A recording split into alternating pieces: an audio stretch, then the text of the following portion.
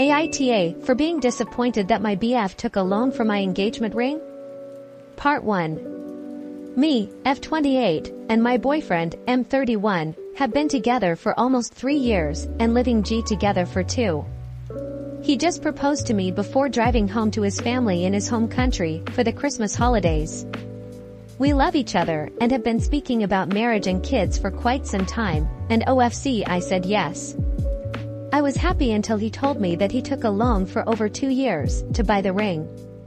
We have been struggling financially the last 2 years because he was doing a PhD, which is not well paid in Germany, and I was finishing my master's degree and could only work 50%. Plus, he had to send a lot of money to his family in the Balkans monthly, or they would just ask for 800 euros for next week for instance, which was a lot for us at that time. His dad asked him sometimes to send him money and not tell his mother, his wife. Background information: he has both parents working and also a sister that works full-time and still lives at home. They own the house they live in, inherited from the grandparents, and they also have another flat which they rent out.